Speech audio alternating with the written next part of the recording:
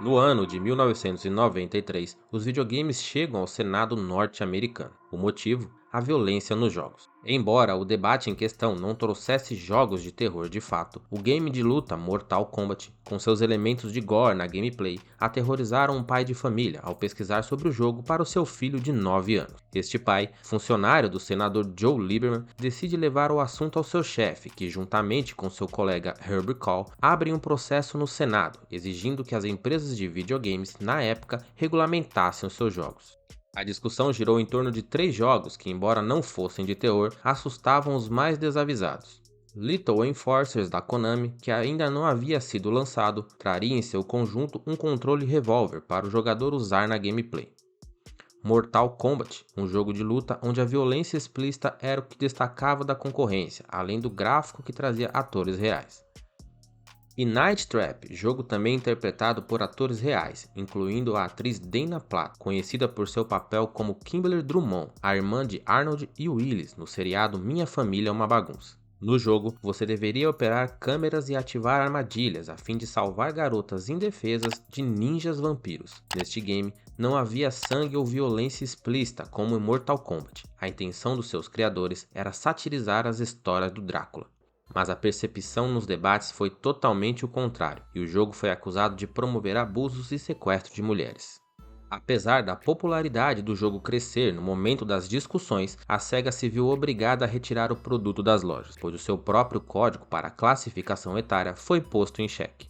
Observando a movimentação do mercado e as polêmicas em outras mídias, no início dos anos 90, a SEGA havia criado a sua própria classificação etária, GA para todos os públicos, MA-13 para maiores de 13 anos e MA-17 para maiores de 17 anos. Esta classificação foi acusada de ser muito vaga. Enquanto Mortal Kombat, com toda sua violência gráfica, era classificado para 13 anos ou mais, Night Trap ficou para 17 anos. A Nintendo, concorrente da SEGA, alegou que a falta de clareza fazia o efeito inverso, aumentando a curiosidade sobre o game e alavancando as vendas. Por sua vez, a Nintendo tinha uma diretriz mais rígida quanto aos jogos que comercializava. Para que fossem lançados em seus consoles, deveriam fazer diversas mudanças. Como por exemplo, Mortal Kombat, que no Super Nintendo não tinha sangue e fez restrições aos fatalities, deixando assim o jogo menos violento. Por consequência, vendeu menos que a versão da SEGA. Para resolver a situação, foi criado o sistema de classificação etária ESBR, presente nos jogos até hoje. Mais abrangente, detalhado e fiscalizado, o governo deu 1 ano para que todas as empresas se adequassem à nova regra. A medida foi aceita por todos e bem recebida pelos principais varejistas da época. Todo este processo para a classificação dos jogos foi mais do que importante para fortalecer a indústria, que agora, munida de muita criatividade, poderia focar diretamente na faixa etária do seu público-alvo. Para os jogos de terror, tal decisão caiu como uma luva. Agora, os jogos poderiam ir além e entregar trabalhos ainda mais viscerais, e o reflexo deste acontecimento do início da década de 90 é visto até hoje. That Night Trap will never appear on a Nintendo system.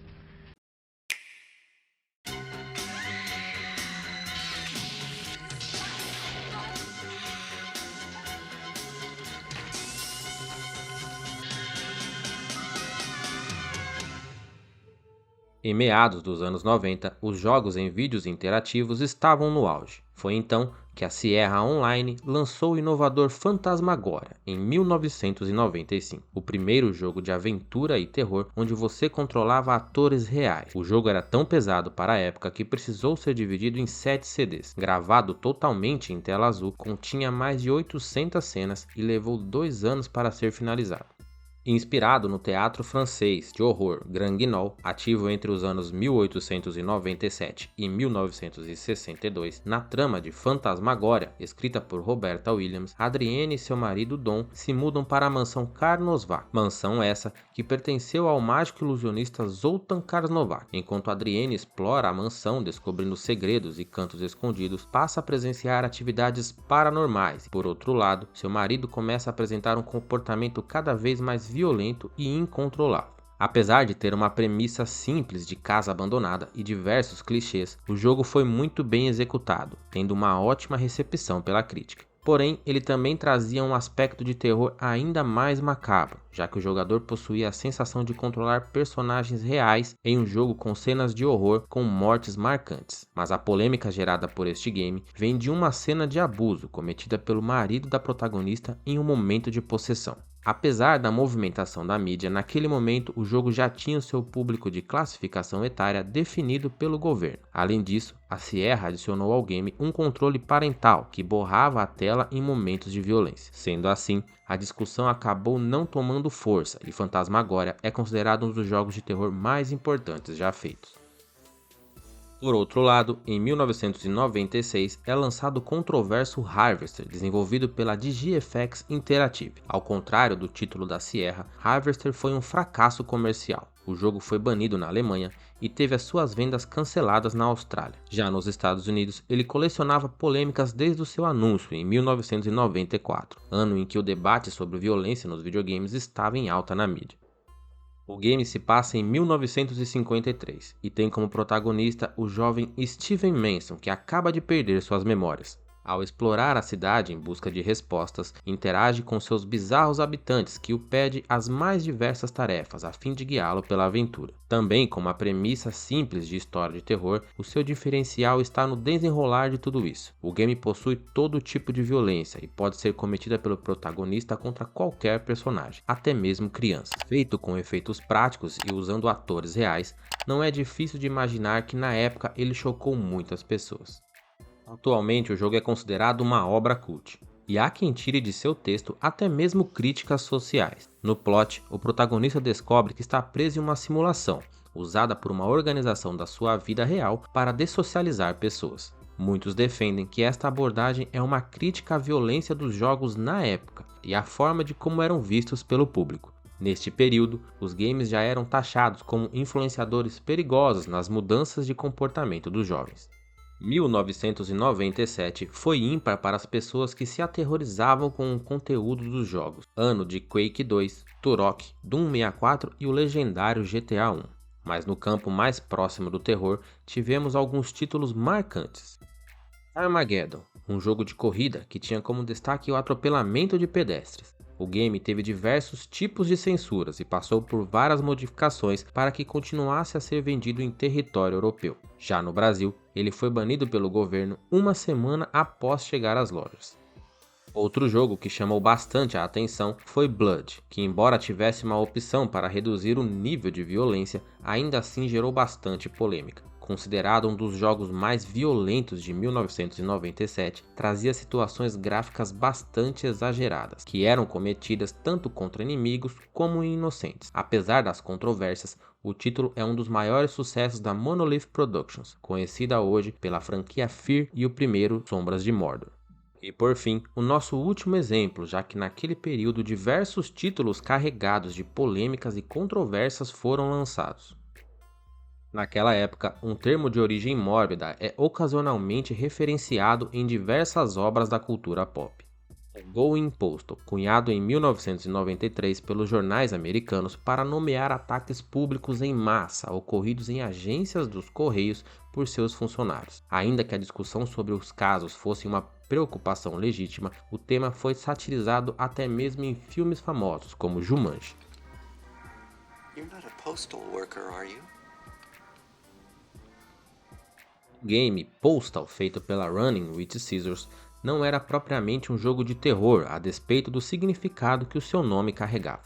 Mesmo não possuindo uma das melhores mecânicas e jogabilidades no nível de seus concorrentes do mesmo ano, ele rapidamente ganhou notoriedade por seu tema nada convencional. Ainda em 97, a USPS, o serviço de correios norte-americano, processou a Running with Scissors pelo seu uso do termo postal. A desenvolvedora argumentou em sua defesa que, para além da palavra postal, o jogo nada tinha a ver com a companhia dos correios e seus funcionários. 6 anos depois, o caso foi encerrado como prejuízo. Em Postal, o protagonista é Postal Dude, em tradução livre, o cara dos correios. Possuído por um demônio, ele sai pela cidade cometendo os mais diversos tipos de atrocidades. Tais atos, embora incentivados pelo demônio que o possui, são motivados por ele achar que a população está ficando maluca devido a uma substância química espalhada pelos militares da cidade, que é o seu objetivo final.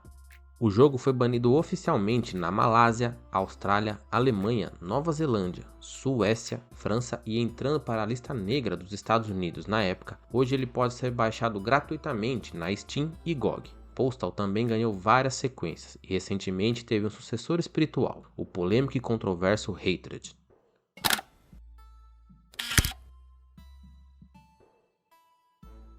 Tentativa de explicar ou até mesmo justificar que mídias de entretenimento deixam as pessoas mais violentas não é algo exclusivo dos videogames. Quando as editoras de quadrinhos na década de 50 criaram o Comic Code Authority e censuraram a EC Comics, os trabalhos do pesquisador e psiquiatra Frederick Wertham serviram como base de justificativa.